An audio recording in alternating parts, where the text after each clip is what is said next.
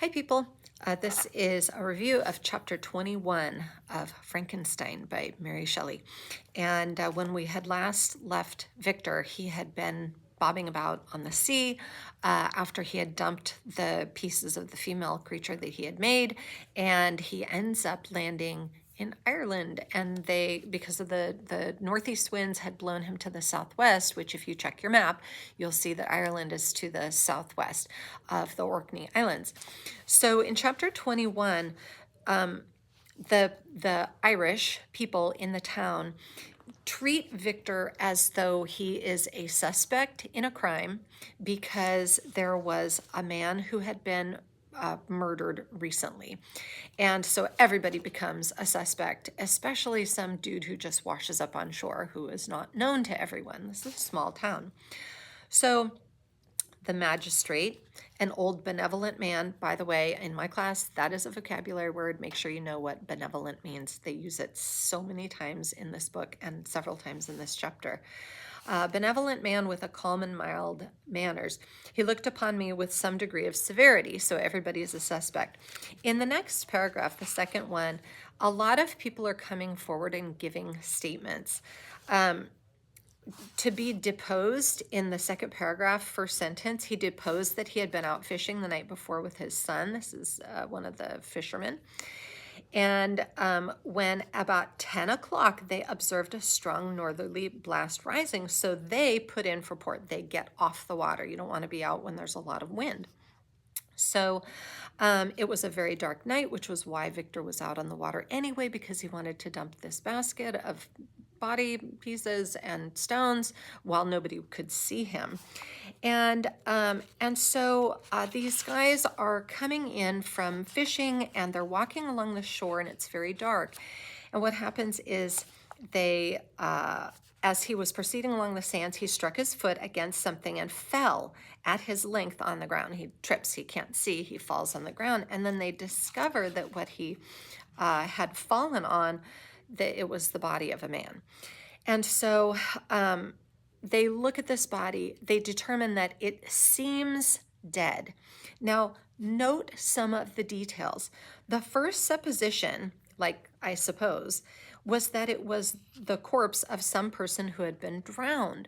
But if they thought it was drowned, well, then you would be all wet. But on examination, they found that the clothes were not wet, and even that the body was not then cold.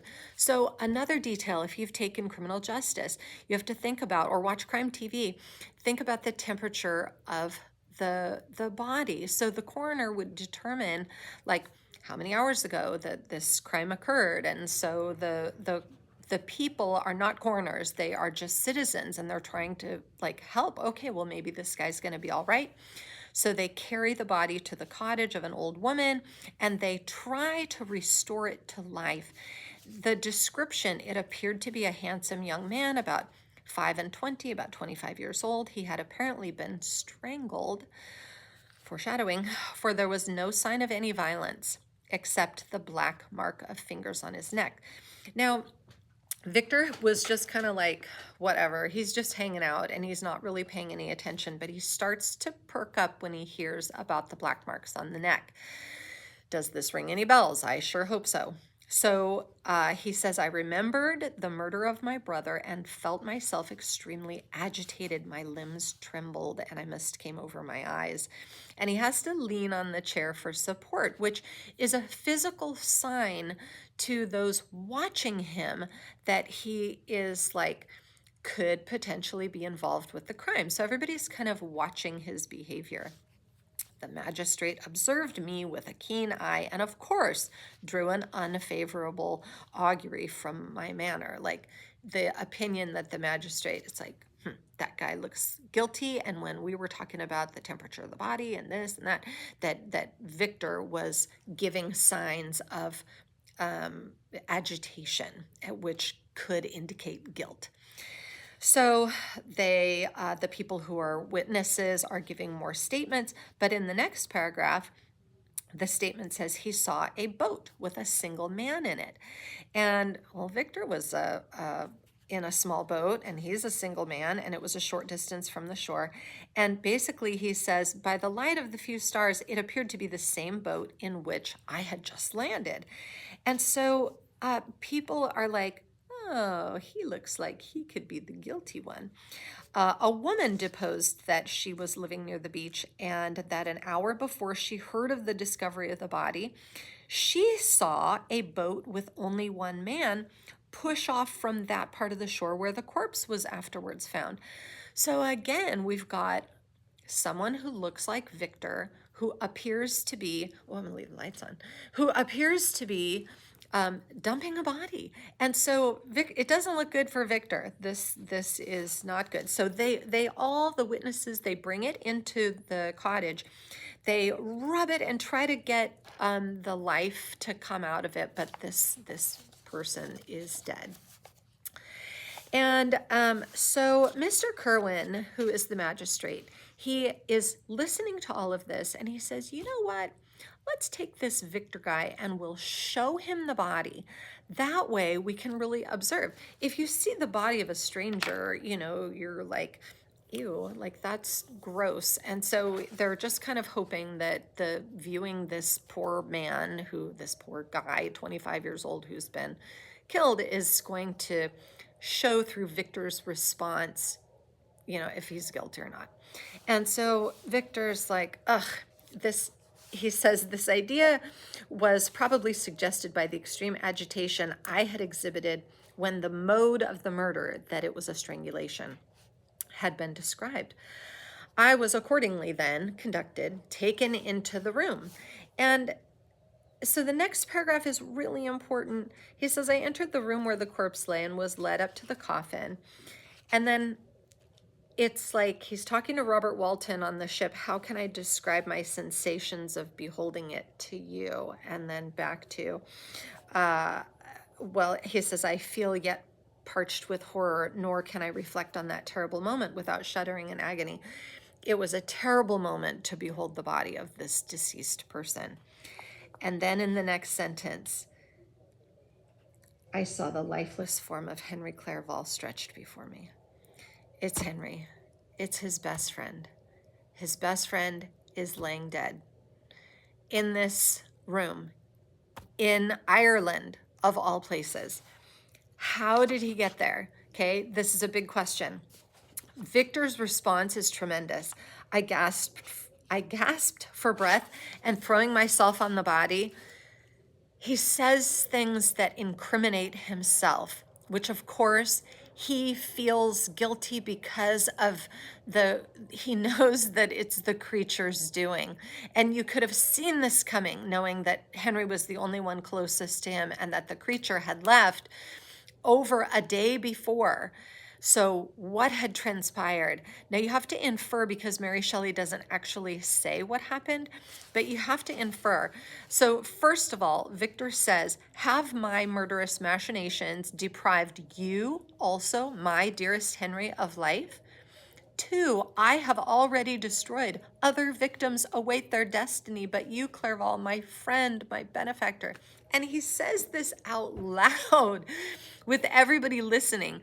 So he's basically saying, you know, my murderous machinations, my movements of murder. And so he then falls into kind of a fit. Remember, he had gone, you know, oh gosh, I wish I could pause this. Anyhow, he had. Sophomores attending Juventus, Yes. please head to the front of the school to load the bus. Yes, they're going to load the bus. Okay. Anyway, Victor is like really a sensitive, of a sensitive character. And so when Henry had come to get him before, he had fallen into that madness. And so now there's no Henry, and he falls into the madness again. He has a seizure. I was carried out of the room in strong convulsions. A fever succeeded to this, and then I lay for 2 months on the point of death. He talks about his ravings. He had been talking during his fits about William, about Justine, about Henry Clerval, all the people that have been killed at the hands of the creature. So, That's the big event, but there's more. Don't leave yet. The middle paragraphs talk about his care. Um, he is miserable. Why did I not die? Um, he is cared for by this. He wakes up from his fevers. This old woman has been caring for him. She's a hired nurse. Remember the Hippocratic Oath? Hopefully, I was talking about that on the videos, not just with my class. But the Hippocratic Oath means take care of every patient, no matter who they are or what they've done. And doctors and nurses know what this is now, because it doesn't matter who shows up in the hospital emergency room, if it's the drunk driver who killed people or if it's the victims from the crash, everyone has to receive the same quality of care. Victor, even though he's seen as a murderer, has to receive quality of care. And so the old lady is kind of rude to him, but because she says, well, you murdered the gentleman. And she says, but I'm just here to nurse you and help you get well. And so then he's, the next few paragraphs, he's just kind of thinking about the trauma that he's been through. Mr. Kerwin, it turns out, is a really nice guy who's trying to help him get through this. He comes to visit him and he says, you know, nothing indeed could be more unfortunate and agonizing than the strange chances that have lately occurred. You were thrown by some surprising accident on this shore, renowned for its hospitality, which has not been a very hospitable visit, seized immediately and charged with murder. The first sight that was presented to your eyes was the body of your friend, murdered in so unaccountable a manner and placed, as it were, by some fiend across your path. Yes, the fiend did it on purpose.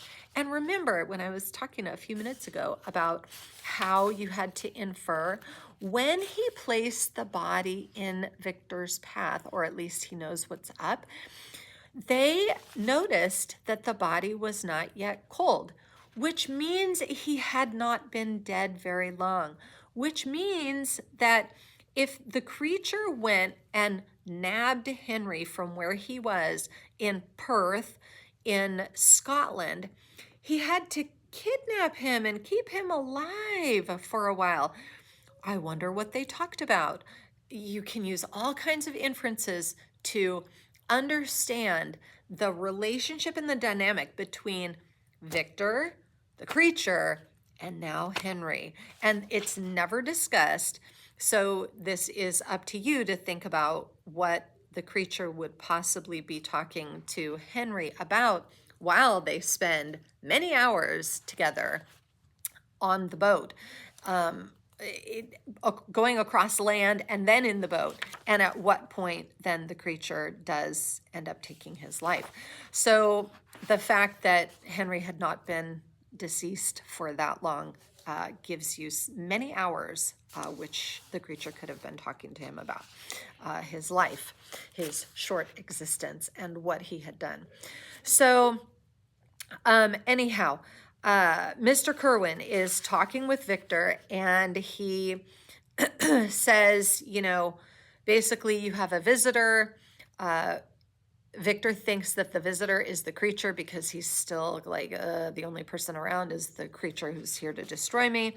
And Victor responds, you know, to the statement that he's got a visitor. Take him away. I cannot see him, for God's sake, do not let him enter. Mr. Kerwin is like, dude, what's wrong with you? Like, why are you responding this way? I didn't think that the presence of your father would have been such a bad thing. And Victor's like, oh, my father, what? And so his father has come to visit. And as it turns out, they had to contact family when they found out that he was, you know, on trial and raving like a lunatic. And they found on him some papers which indicated Geneva. Mr. Kerwin had written to the Frankensteins in Geneva, and then eventually Mr. Frankenstein makes his way all the way to Ireland.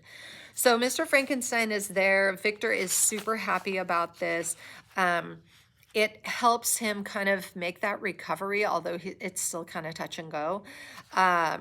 he's been 3 months in prison, and then they take him. It says in this paragraph that starts the season of the assizes approached, I had already been 3 months in prison, and although I was still weak and in continual danger of a relapse, I was obliged to travel nearly 100 miles for the trial. And so when they had sequestered a grand jury, it says the grand jury rejected the bill on its being proved that I was on the Orkney Islands at the hour the body of my friend was found.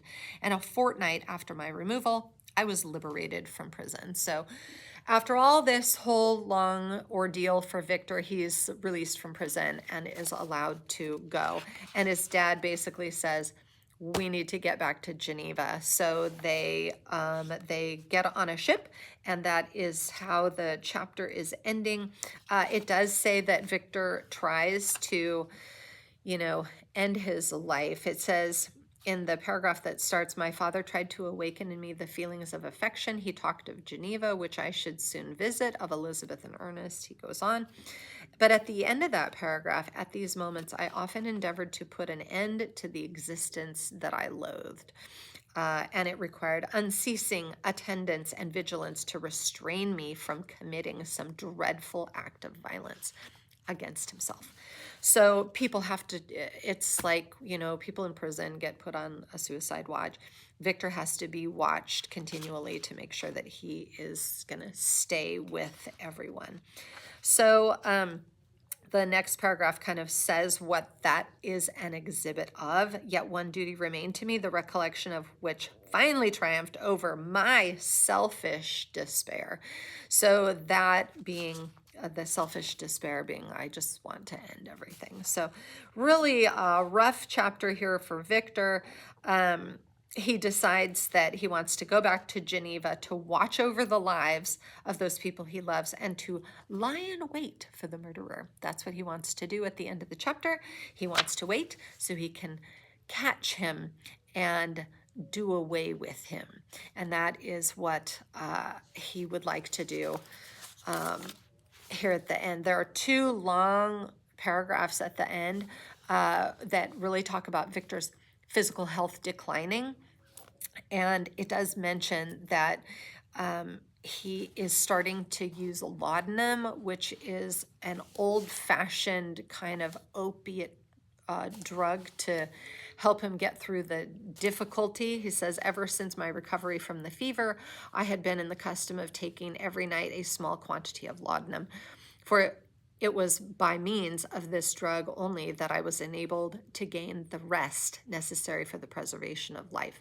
So unable to sleep, and then he's taking this drug. It says, oppressed by the recollection of my various misfortunes, I now swallowed double my usual quantity and soon slept profoundly. It's a drugged sleep. It's not good, and he's not doing well. But anyhow, it says, sleep did not afford me respite from thought and misery. My dreams presented 1,000 objects that scared me. So he's not doing well, but he is on his way back to Geneva, and that is how the chapter ends. So I hope this was helpful, and we will see you on the next one. Bye for now.